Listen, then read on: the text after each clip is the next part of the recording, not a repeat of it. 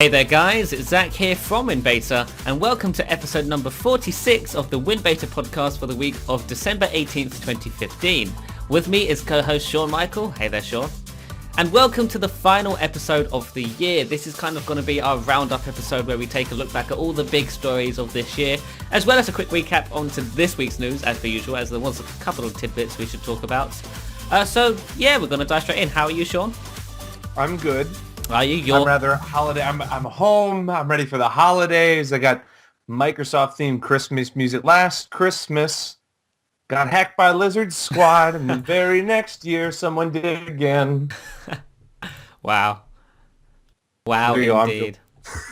He's so ready. So yeah, we got a number of stories this week. Shall we get started with this week's news then? We got a lot of stories, so I guess we can go through it. Sure, yeah. New insider builds. 2 of them. A desktop build and a phone build. The desktop build is a little bit more interesting at the same time as being really boring.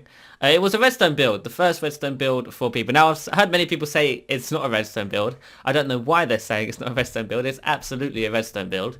Just that it has no features in it. It's pretty much the Windows 10 November update with just under the hood changes, which at this point in development is to be expected. Microsoft are about to go on a long holiday over the next couple of weeks, so I believe they're pausing build compiles now.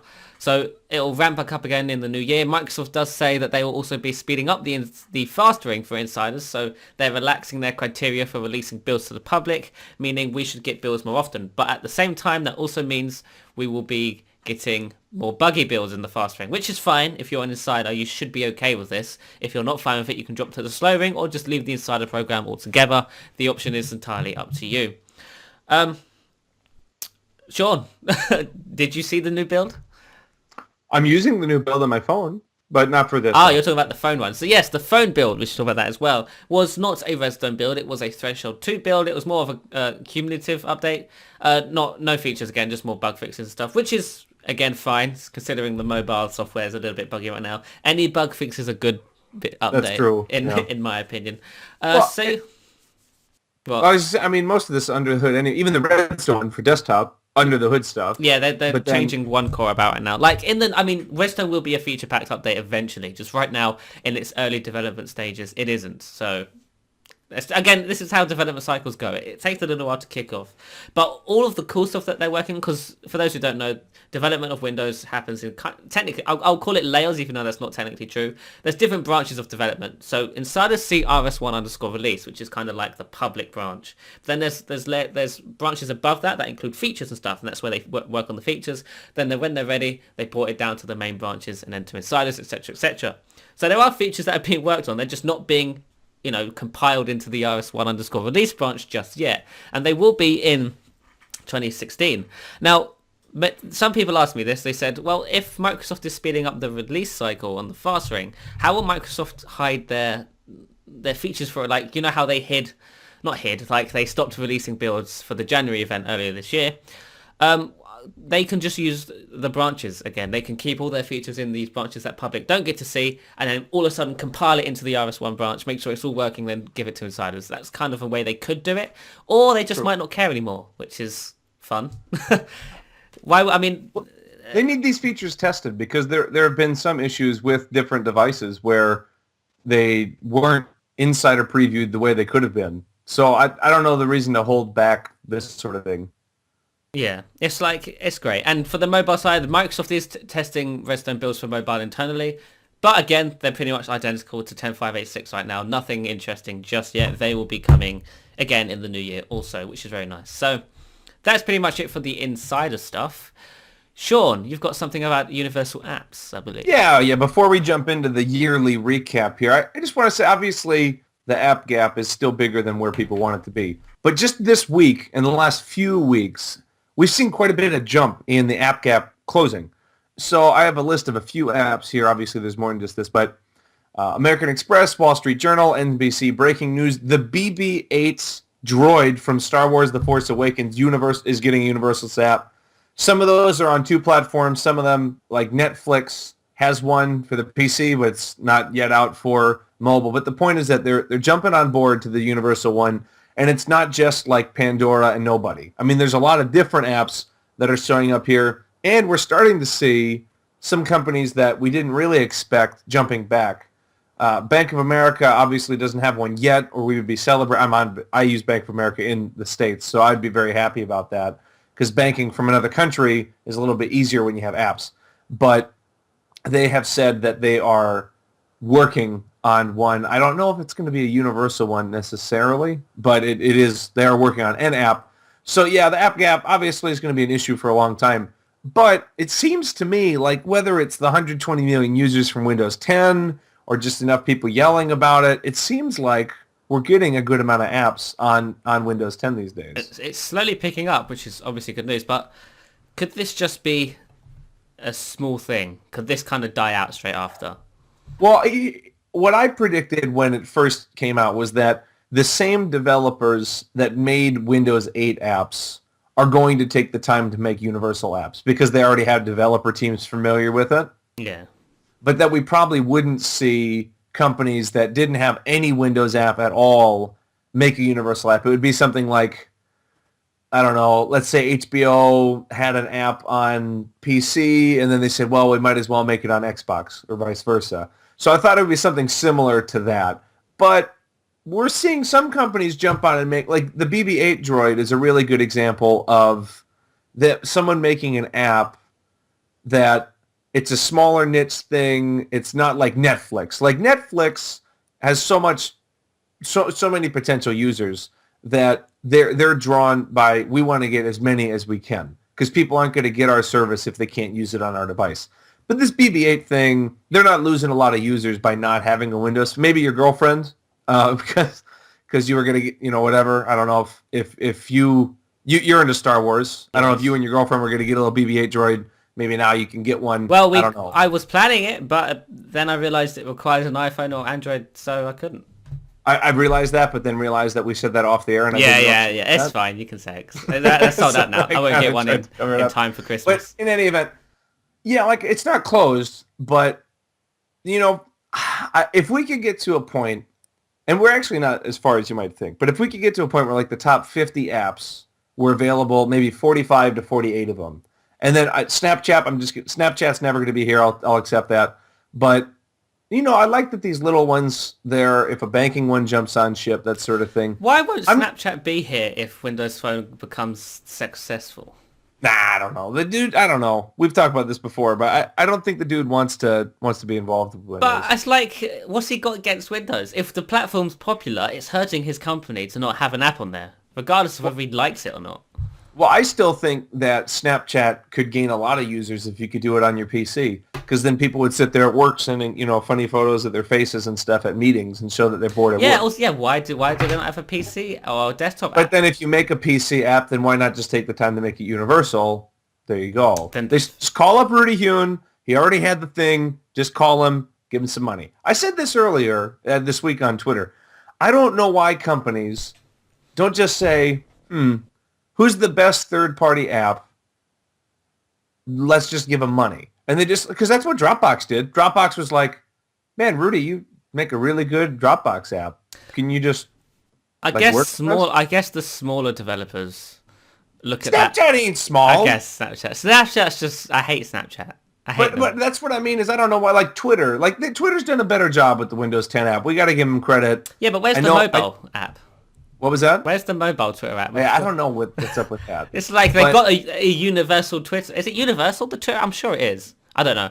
But like, where's their mobile update? It's just like... Till I see it on another device, I'm not calling it really universal. Yeah, it's like just an app right now.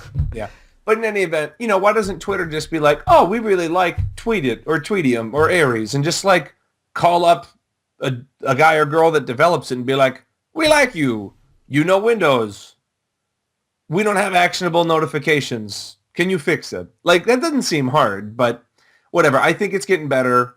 We don't have a ton of time to talk about it, but I just wanted to point out it's a good sign, little Christmas gift or holiday gift or, maybe just end of the year if you're not a particularly holiday kind of person, but it's a nice little gift coming in here. We get a few more apps, so it's a bit better. I mean, we've also got some coming. We've got a universal Facebook Messenger, and I believe Instagram app as well on the way, which is great news. Yeah, because that's owned by Facebook, yeah. And I'm pretty sure WhatsApp might join the fold eventually. I mean, why wouldn't they? They seem pretty dedicated to their app. on Windows Yeah, Phone. I mean, WhatsApp does a good job updating Windows Phone. I would love to see a WhatsApp dedicated, like a true app, because right now you can do it through Chrome, Yeah. but you have to have Chrome open Imagine and stuff. having WhatsApp on the desktop, like an actual dedicated app. That'd be amazing. That would be nice. Yeah. Would Yeah. be pretty grand. Well, I guess we'll see. The future is bright at the moment. Yeah, so I think it's certainly... But here's the question: will the closing of the app gap fix Windows Phone? Will it but make it more popular? I don't think it will. Tell you what, I was actually having this conversation with someone recently. It's not the app gap that's the problem with Windows Phone. It's Windows Phone. It's the fact that it's not Android or iOS that's the culprit. You look at the start screen and you think, and people who see that, in America especially, they look at that start screen, regardless of what it's called, they can call it the new amazing operating system of the 20th century or 21st century. If it's still got the start screen, AT&T reps are going to go, oh, you don't want that. That's what I honestly think. Yeah, I think, the app gap, I think, was probably ammunition used to talk about an operating system people didn't like. Yes. And so, yeah, I mean, I think that Windows Phone is unique. I think what's going to save it, if it can be saved, is phones that are also Pocket PCs, not necessarily because everyone would buy one, but because if we got to a point where people were talking about a Windows Phone, people might start looking at other things. So if the Surface Phone was really successful, then you might see someone be like, oh, well, I don't need a Pocket PC, but my friend said that he can Skype. Well, let's like SMS messaging from a phone. That's like things like that are going to help it because it's going to offer more. But I agree with you that it looks different, it feels different, and then people have to give up stuff to get it. So I don't know what would save Windows Phone, but I agree it's not just the app. And what I reckon would save Windows Phone, and I know people don't want to hear this, it's a complete rebrand. And by that I mean literally it's not Windows anymore. Even though it could still run Windows, but they can't call it Windows. And secondly, it's got to have a different UI, and by different I mean completely different. The squares have to go, because this is an iconic design that people already it's too late. It's like the Vista thing. This iconic design is now represented as a platform that nobody wants. It may be a beautiful UI, which yes, it's the best UI out there, but when you walk into an AT&T store, you say to someone, "I want a phone that looks like this," and they go, "No, you don't. You don't." I agree with you. In fact, I might go to a few phone stores and see I might go try to buy a Lumia 950 XL and see what they do. Well, I like a Windows Phone, and they're like, "Oh, are you sure?" Yeah, I don't think you do. And then they say to you, "There's no apps to go," but I've checked all the apps I want are on there. Then what do they say? Then they go, I'll do it. If I'm really bored, I'm here with my girlfriend only for 2 weeks, so that might be a weird thing to waste time on. But if I'm really bored, I might go do this. But because then they'll look at you, they'll put their face, they'll go, "I don't think you want it. I don't think you do." Well, good. Then I'll prove it. If they were in public, I'd record them, but because I'm on private, I can't. Shame. Anyway, Zach, we should probably get going on to the next thing, yeah? Probably. Because we got like 50 stories. We got to cram all of 2015 into the next 45 minutes. Yeah. So let's do it. Let's start off, because we're now going to recap all the biggest stories of 2015. Now, I was supposed to ask the audience, and I didn't. What do you think was the biggest story of this year? We will crown a winner, I guess, at the end of this. But what do you personally think was the biggest story of this week? Let's kick off in January with the HoloLens announcement, because that was the first time I believe it was the first time we'd seen HoloLens in action at the January Windows 10 event. And it was amazing. It was something we've never seen before, all powered by Windows 10. They showed off a man sitting in just a normal room, but then with HoloLens the room comes to life, and he's got his telly on the wall, like spanning the entire wall. He's got a pet virtual dog that runs around, and it was just amazing. It was a jaw-dropping moment, and I remember watching on Twitter thinking, is this the future? Watching it, and people on Twitter going, is this the future? This is... Well, as you say, is this real? This looks like something from a movie. This looks like a scripted kind of demo, but it wasn't. It's all live, all happening through that special camera that should be sold to everyone. I agree. Yeah, CNN definitely should use those. It was... Wow. And we're 12 months later and we still don't have it. Not yet. Next year, they're shipping the dev kits, right? Yeah, I believe so, yeah. I wonder if I can get my hands on one. That'd be very interesting. We have an employee who's considering getting one, I think. Yeah, but I mean, can I get one as not for review, I guess, because they're dev kits, but can I get one early? I'm going to find out. Microsoft, if you're listening. Yeah. And Or any developers that we're friends with on the show. yeah, if you want to ship us one, we'll pay you half. Ooh, we know. Ooh, if VLC's working on a HoloLens app, I bet they're not. talk to us. We'll figure this out. Yeah, but yeah, I mean, you can buy if you're a developer, you can buy one for what is it, $3,000? Yeah, I assume the consumer version will be cheaper, I but would hope so. it will be very interesting. So, I mean, Sean, if you had the money to buy a HoloLens when it comes out, what would you buy it for? Oh man. Things that I think it would actually be able to do. I don't know, the game where you're shooting dragons or whatever, robots inside your house, that was pretty legit. I think the cool feature that it would have eventually would be like decorating your house, but holographically. So you get a TV here, you get the weather widget there, you got a dog there, you have paintings here. It would look like your wall was cycling through photos of your family. I think because that's what augmented reality is about. You're not replacing the world, you're adding to the world. Yes, exactly. So I think that would be cool. Anything with gaming. So I'd love like laser tag with Halo or HoloLens, Halo tag, HoloLens. That'd be wonderful. Yes, that would be really good. I think that'd be fun. Virtual reality laser tag or something would be awesome. Or augmented reality. That'd be awesome. So I don't play Minecraft or anything. So I think that would be a popular use for it, but I personally wouldn't. I wouldn't buy one for gaming specifically. Again, I'd buy one for more of just the day-to-day things, like being able to customize a wall with just information and sitting at a desk and being able to just move a window off the monitor into the real world. That's beautiful to me because everyone shouts at me for having multiple monitors. I used to have them. I just don't like the gap. I just dislike it. And when I only have two, I'd like, which one's my main screen? When I have three, like I usually have different sizes, and I'm an OCD maniac sometimes when it comes to screens. So they all have to be the same size, same resolution, same brand, whatever. And I've never just got around to doing that. So with a HoloLens, I'd just be able to have one. I guess I'm gonna guess it would be $1,500 for the consumer kit. $1,500 headset sits on my face. Then I can have the whole room as a monitor. I don't need three $700 monitors anymore. I can just have one main one, and then the room to act as. You just have Twitter always, just always right here. Always. Always have Twitter streaming right here. I can have the taskbar on the floor, and I can accidentally trip up on it. Exactly. I can press it with my foot. I would also say real life Skyping. That exactly, but then it would only be facing outwards, wouldn't it? Unless you look. Well, into a one of the mirror. demos that I just have that friend that had one. One of the demos that they've done is like, how do I fix this plumbing issue? Yeah, and then they put the. And then people can draw on real life and be like, take this and rotate it that way and move it over here. I think HoloLens. I know people will try to play games with it.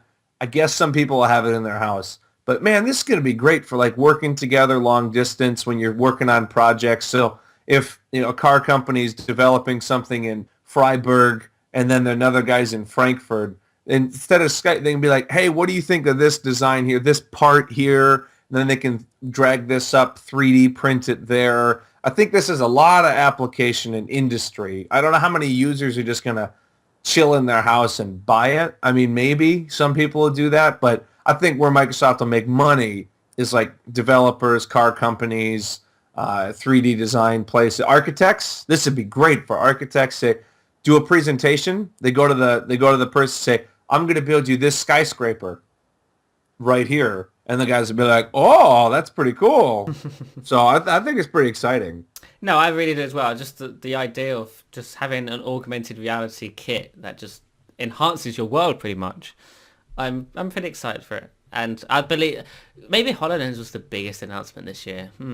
Would you agree? Well, I had a poll this week. Yeah, you have a poll. Biggest So we'll hardware find of the year, out. and I will tell you that later. Yes. Actually, I can tell you that right now. No, you can tell us at the end because we've got more hardware announcements. Yeah, okay then. Tell us at the end. So your story is your announcement next. Yeah. All right then. So HoloLens, great. That's more of a hardware thing. Obviously, software involved.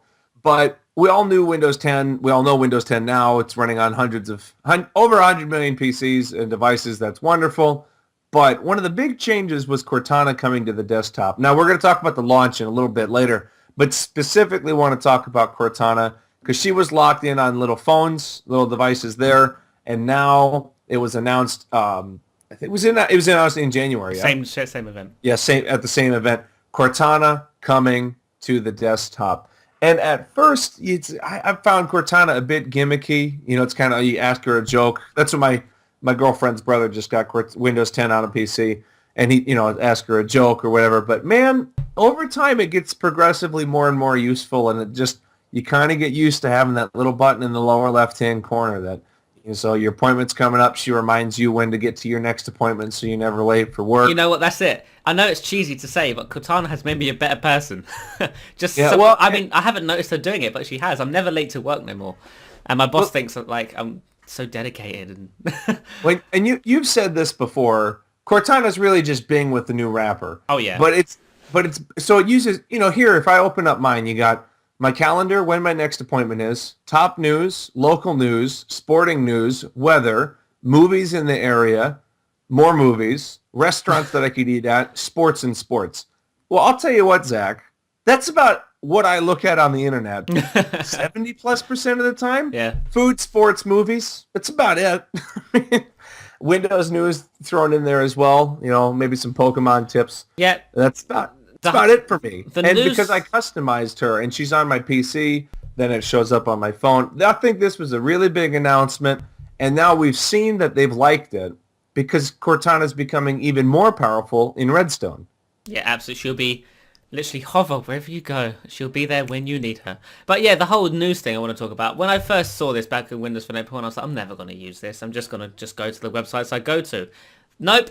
Sometimes Cortana will flip her tile and show me a headline that I actually am interested in, and I will launch Cortana and tap on that story just to find out what it's about. Cortana, you probably don't notice you're doing it, but you do open Cortana more often than you think, and you do actually utilize some of her features, which is what kind of Microsoft wants.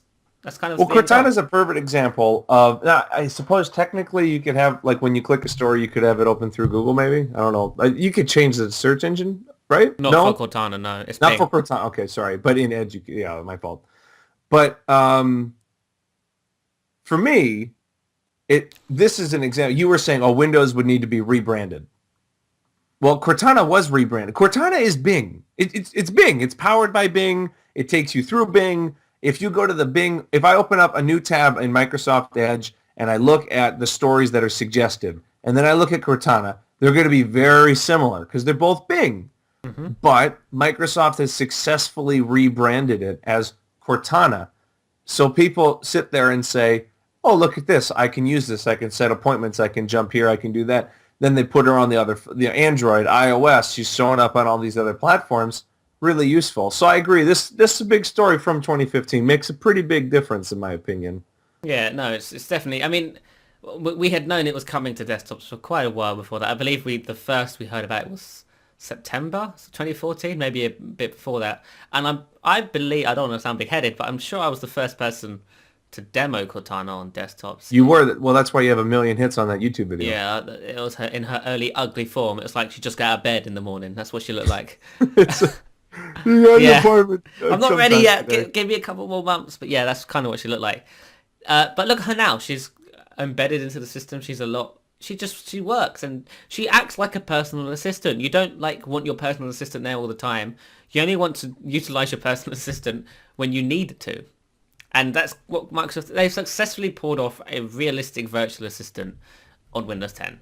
On a desktop, because it's not just Siri or something like that. Oh no, yeah, everywhere, on their platform. Because it's coming to Xbox in February. Remember.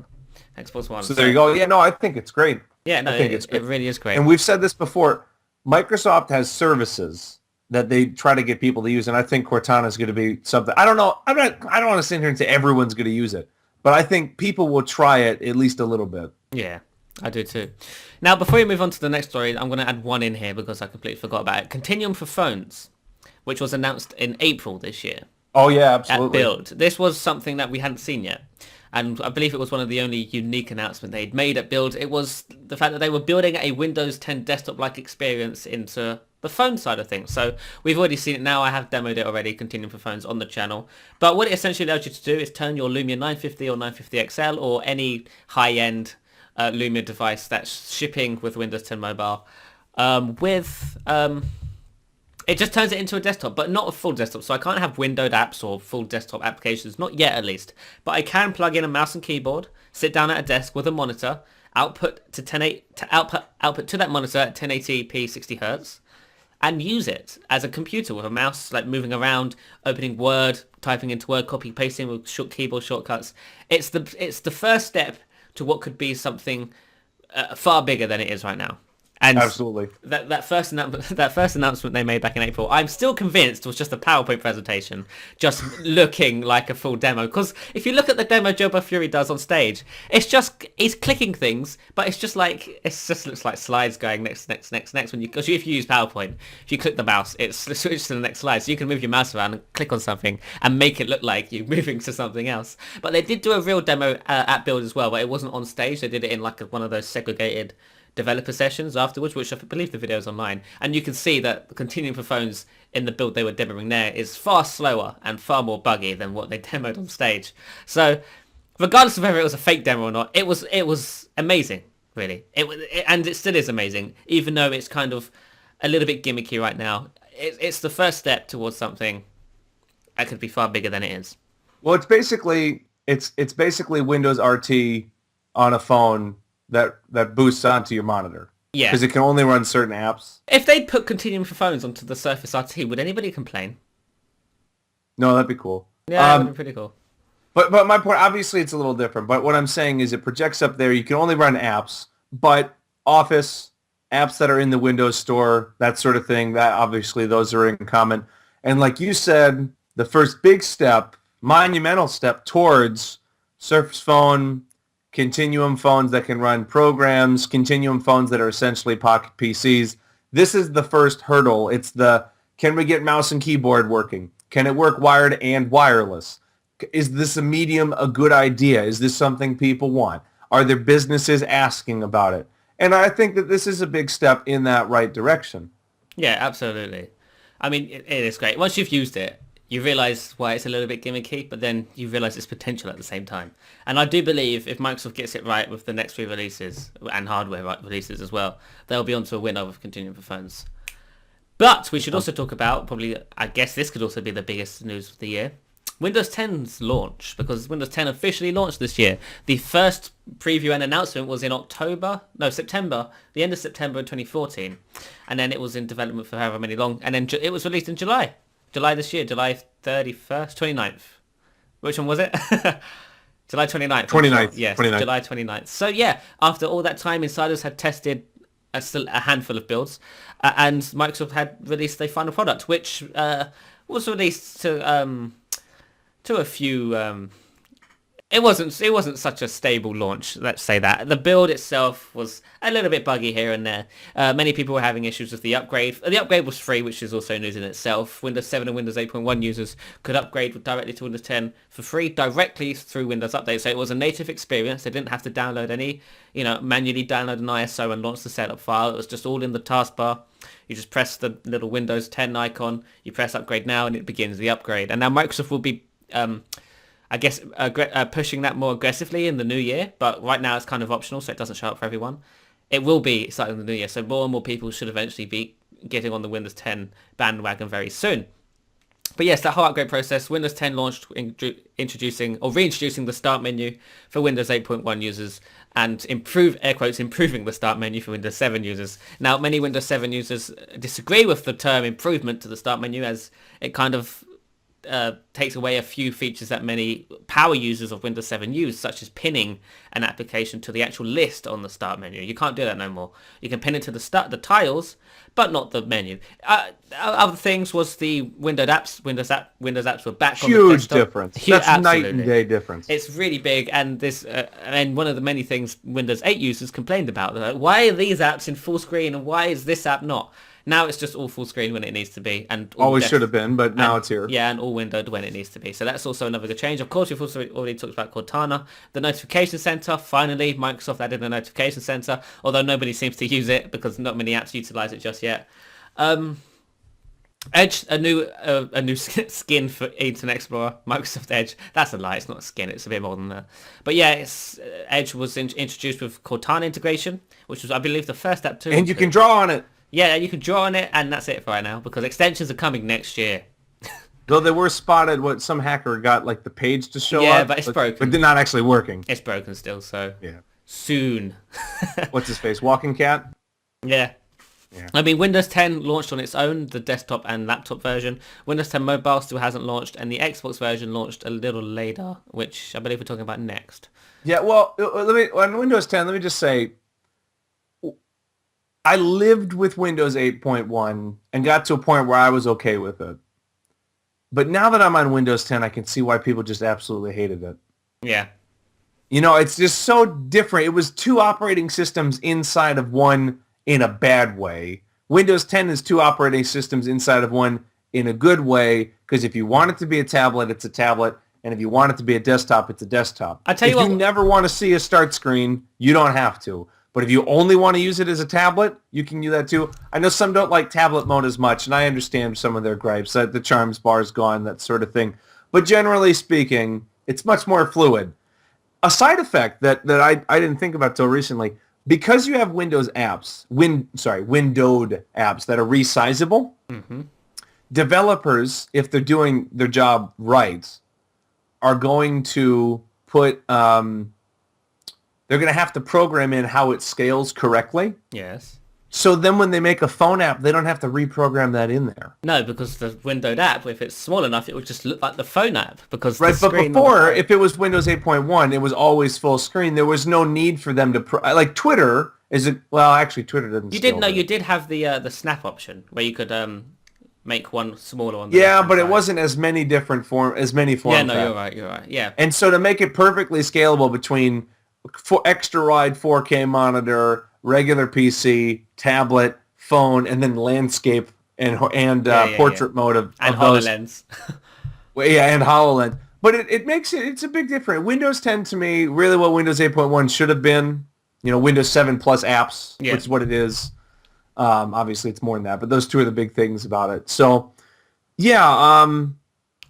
I really like Windows 10. I guess our podcast today is pretty positive. It's not like there wasn't bad news this year, but honestly, I think overall it was a pretty good year, and Windows 10 was a good thing ultimately, even though there were some hiccups on launch. I mean, we are signing off with over 100.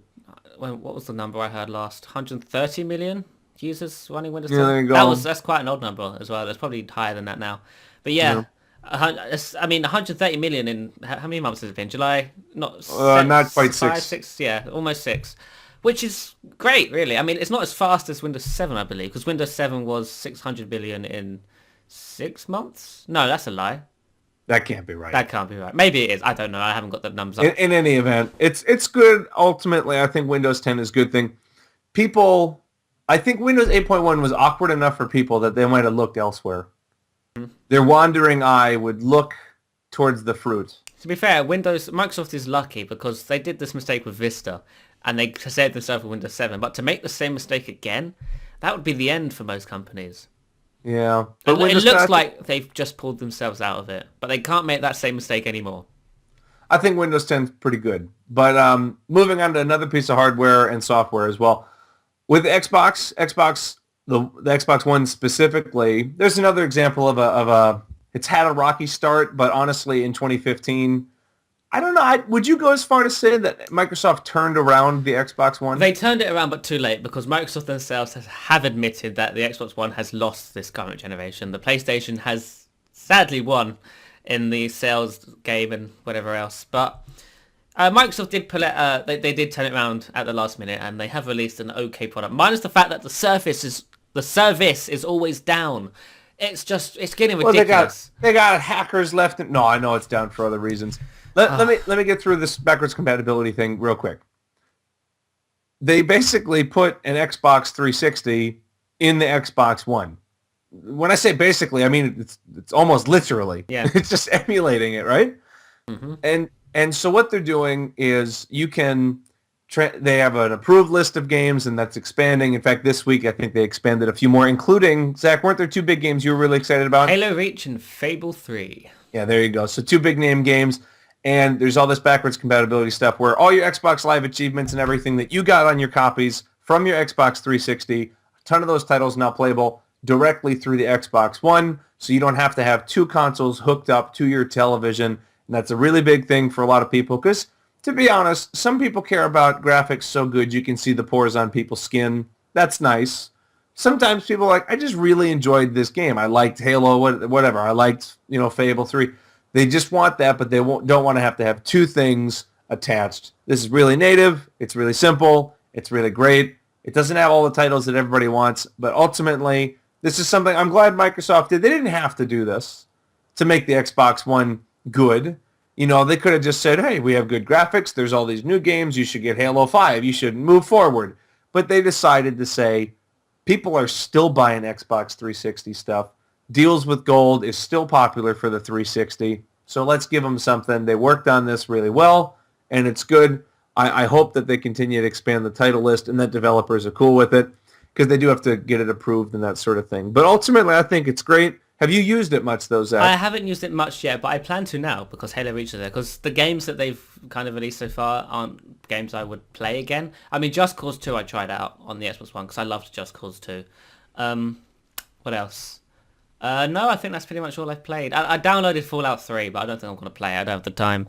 But yeah, it's like... It is really nice to see these games that I own just popping up all of a sudden on my Xbox One. Like, oh, I actually own that. I'm playing it now. It's very nice. And also, the games aren't huge like the Xbox One games.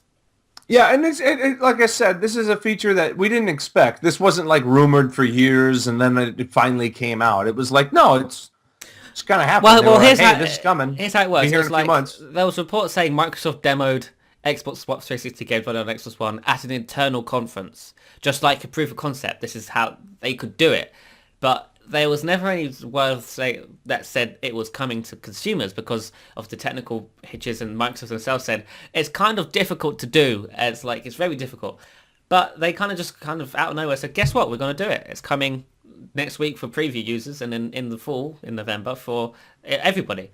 And didn't they also hint that they could also do it with Xbox original games? They hinted at it, but we don't know if that's coming. That would be great. Imagine playing like Halo Combat Evolved on your Xbox One. That's so meta. Like the launch game for the original Xbox running on the Xbox One. That'd be great.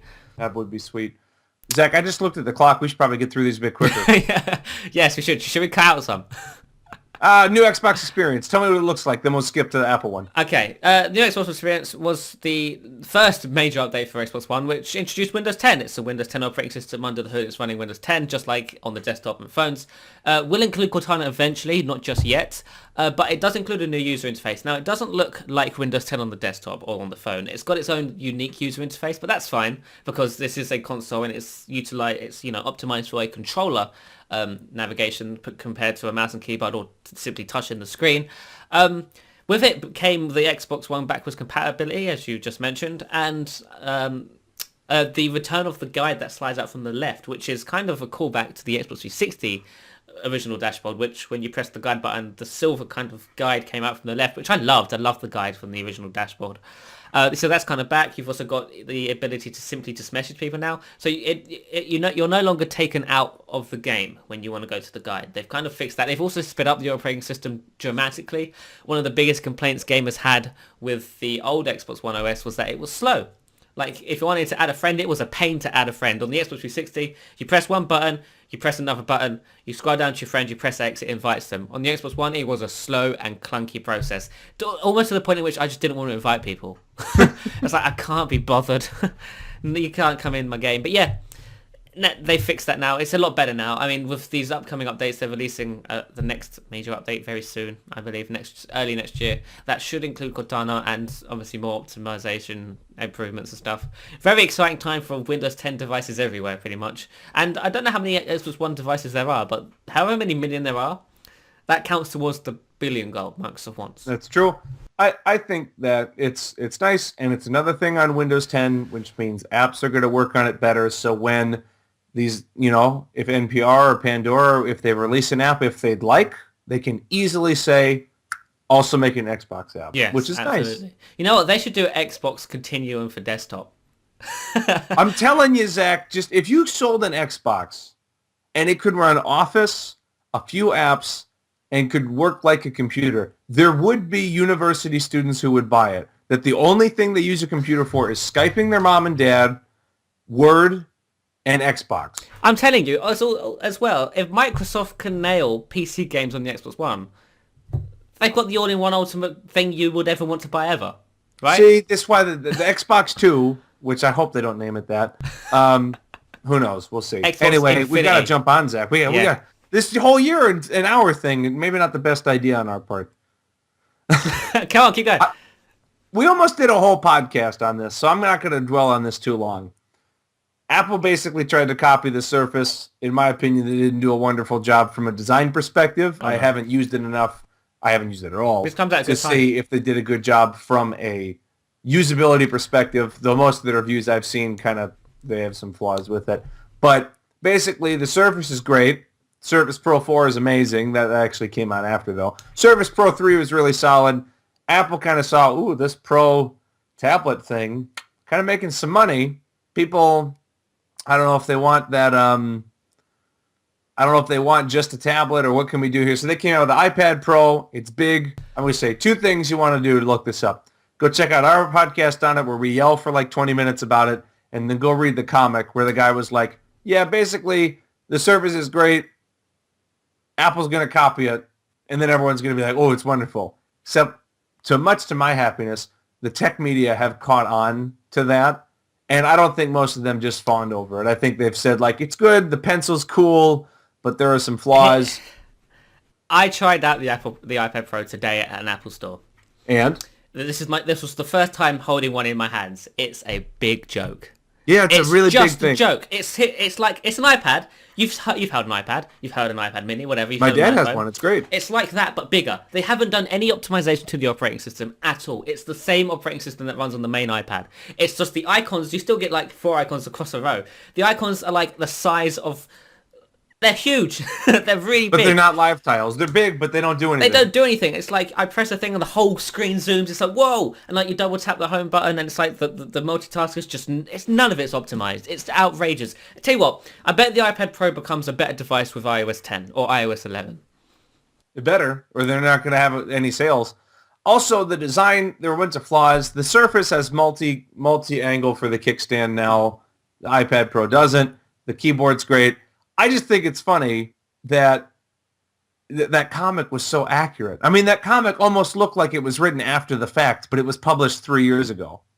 Yeah, no, exactly. Which is amazing. So I just think there's that.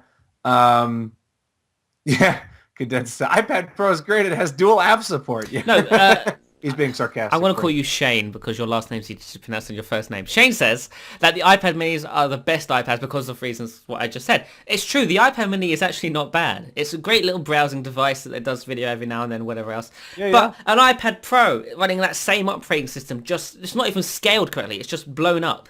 It's awful. It's really not nice. Yeah. Let's talk about some good tablets and hardware, Zach. Yes, let's talk about Microsoft's possibly one of the 2 biggest announcements. And possibly the biggest announcement of today's show. Possibly. Which one is that going with? Yeah, the Surface Book and the Surface Pro 4. Microsoft announced their new Surface lineup this year. Sadly, no Surface Phone, not yet at least. But the Surface Pro 4, which we should talk about first, was a sensible upgrade from the Surface Pro 3. It was kind of half what we were expecting. Nice new updated type cover, Windows Hello support, a slightly bigger screen, and obviously better improved specs. The Surface Pro 4 is the best Surface Pro device you can buy.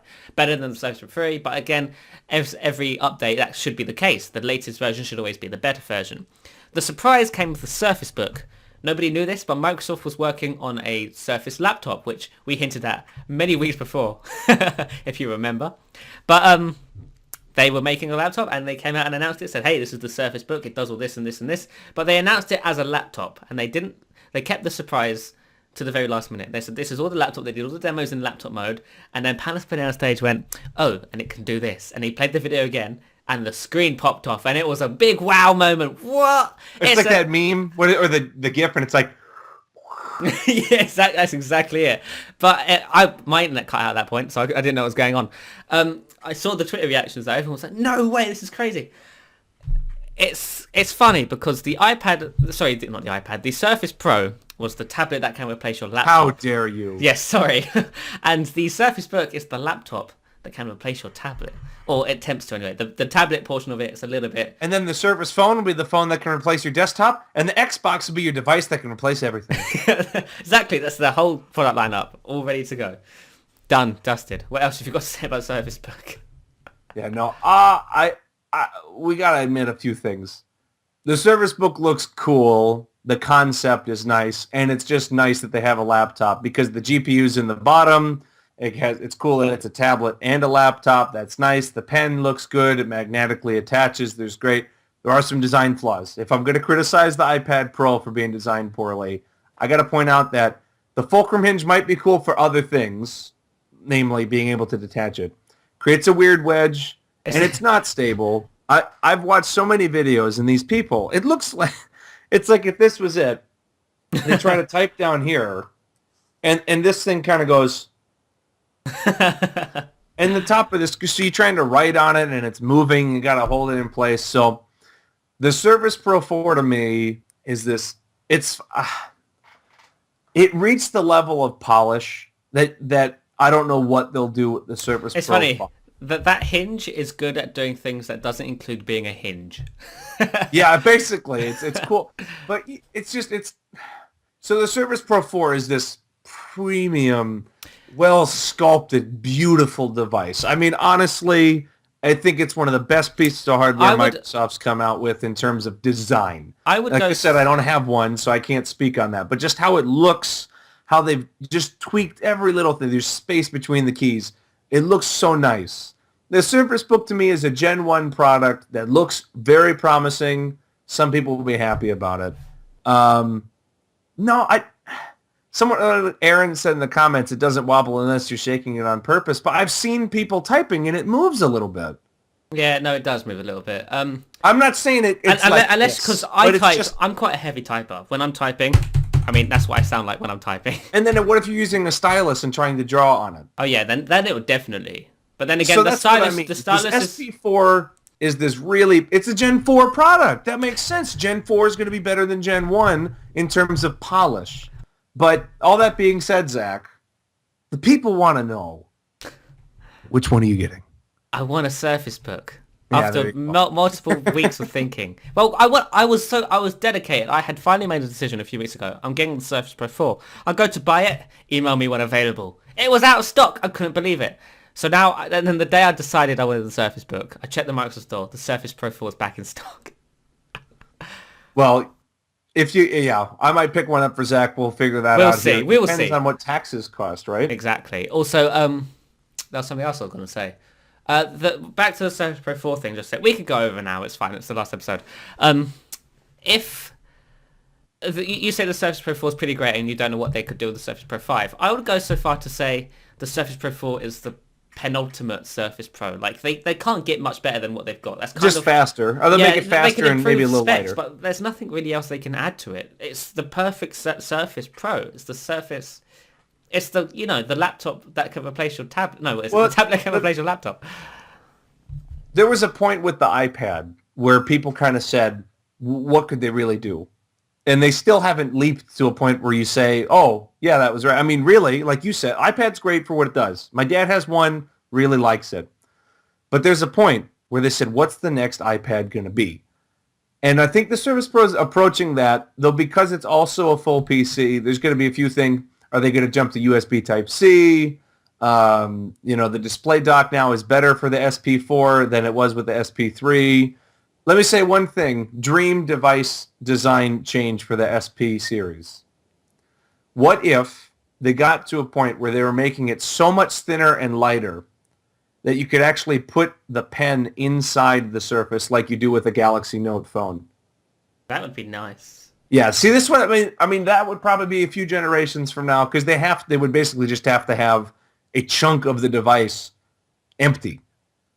And so obviously that would take some time. But that's like really little, but yeah, I think, and Dylan agreed, USB Type-C is a thing. There are some, but it is really nice.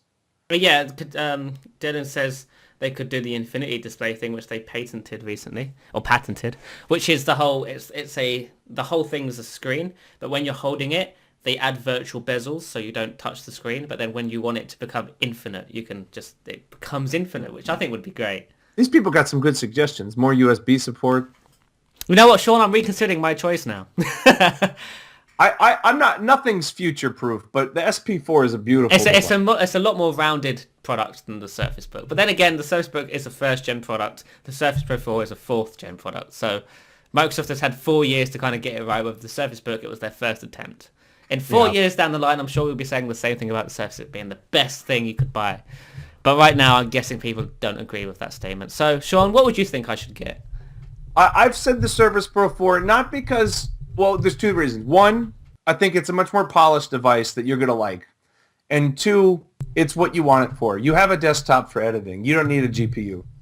Oh, yeah. But I don't think everybody so. who I've talked to who owns a Surface Book say get the Surface Book over the Surface Pro 4. This is it.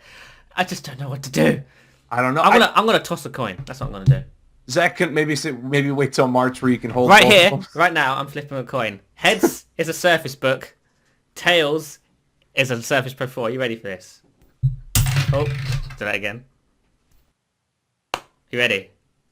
What did I say it was? Heads is a what? Heads is Surface Book, Tails is Surface Pro 4. Tails. I'm getting a Surface Pro 4. Done. There you go. There you go. Surface Pro 4. Thanks, Queen Thanks, Elizabeth II. I think if you got a Surface Pro 4 next year when the Surface Pro 5 came out, you'd be like, okay, it's better, But I don't but need the it. Surface Pro 4 is still good. Yeah. I think this, and I agree with the commenters, I think the Surface Book 2 is going to blow out the Surface Book out of the water. Oh yeah, exactly. It'll be like you buy the first gen Surface Book, the Surface Book 2 comes out, you go, holy crap, that's a whole new product. Yeah, Whereas but the Surface Pro 4 is 5 not going to be like that when the 5 Yeah. comes out. So the Lumia 950 and the Lumia 950 XL came out this year. They are the first devices to officially ship with Windows 10 Mobile, which I guess technically means Windows 10 Mobile has launched, but it's not coming out to other devices except if you're on the Insider Preview. So there you go. I think that the Lumia flagships are a good holdover. Some people are going to like them. I think a ton of us are waiting for the Surface phone, which obviously is not confirmed to officially exist in the way that we want, even though we've heard rumors and that sort of thing. But the Lumia 950 and 950 XL, good processors. The smaller one comes with the 808. The bigger one comes with the 810. Those both Snapdragon. Good cameras, 4K recording, Continuum, which you already mentioned earlier in today's episode, that sort of thing. They take a lot of the things that people liked from other Lumia devices. I would say that they're kind of the peak of the Lumia line in terms of specs. Obviously, some people are going to like the design of some of the older ones better, but they're thinner, bigger, nicer, etc., stronger, faster, all those things. Good devices. There's been some bugs with software, right? Oh yeah. So there's that. But ultimately, they came out this year, and I'll tell you what, Zach, the listeners are big fans of those flagships. Whenever we get to the poll, I'm almost positive that it won. I'll check the stats in a sec here. But I don't believe it because I guessed before the podcast started. this is the last piece of hardware, so why don't I do that now? Yeah, I said it would be the Surface Book because that was just something nobody was expecting. Or HoloLens. Although, did you include HoloLens? No. No. I put a caveat in the article because it hasn't been released yet. We're Oh, gonna okay. not. That makes But sense. I agree that it's amazing. All right, so what's the best hardware of 2015 for Microsoft? 37% of our almost 900 voters they said Lumia flagships.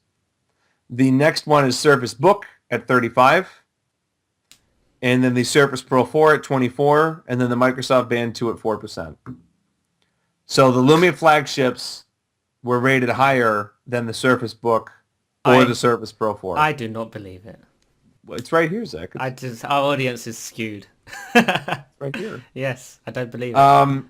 So yeah, I'm not saying I agree with it. I know what the results. What would you so say I the can allude biggest to it. hardware announcement was? What was that? What would you say was the biggest hardware announcement? Well, the Surface Book, because it's a new line. Even though the Surface Book 1 might not be the device that changes the future, it's the device line that's going to change one of the things that Microsoft does.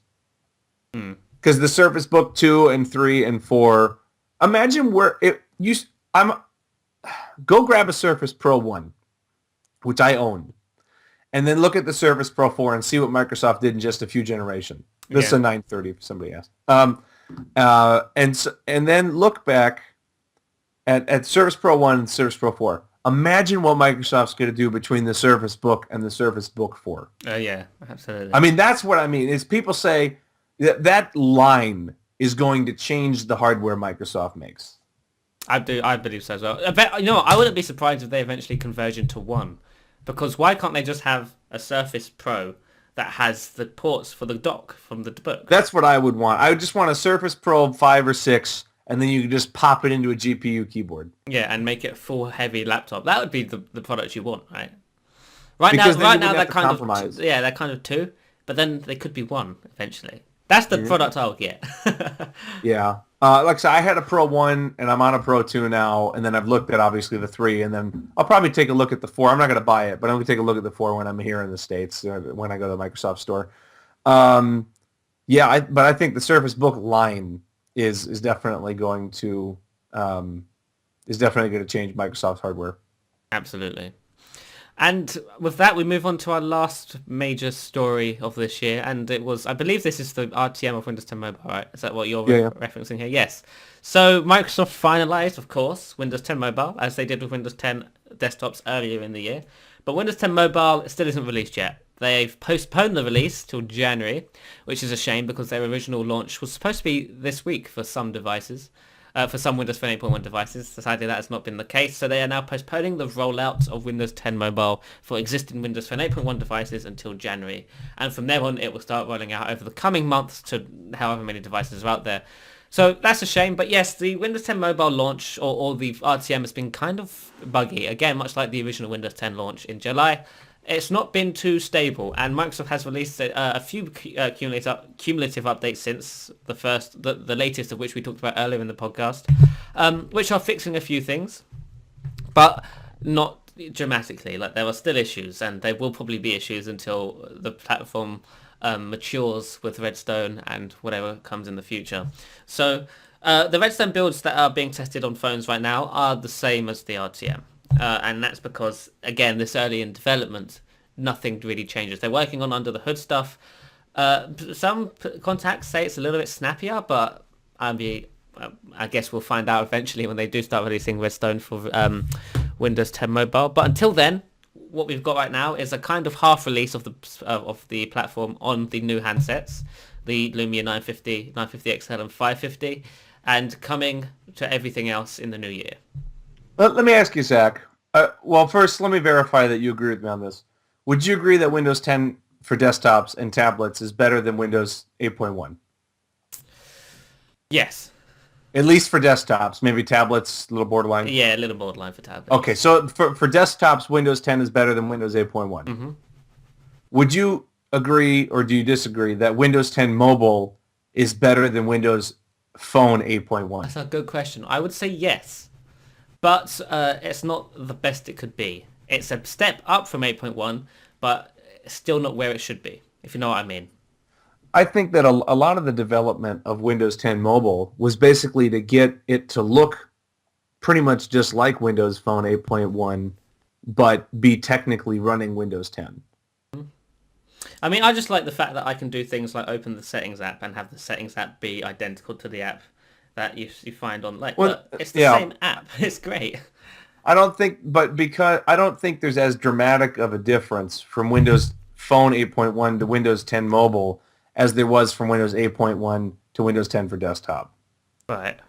And so I don't know. Windows 10 for desktop you could sell as like a new thing. You could be like, oh, here's this. And then if you went to a store and people were like, well, I'm looking to get a PC. I've had a Dell in the past. Hello? Sorry, not that Dell. I've had a Dell in the past, but I hated Windows 8.1. Maybe I'll look at a Mac. And then someone says, oh, wait a sec, look at Windows 10. And they go, oh, actually, this is all right. Mm-hmm. My dad was like that. My dad was on Windows 7.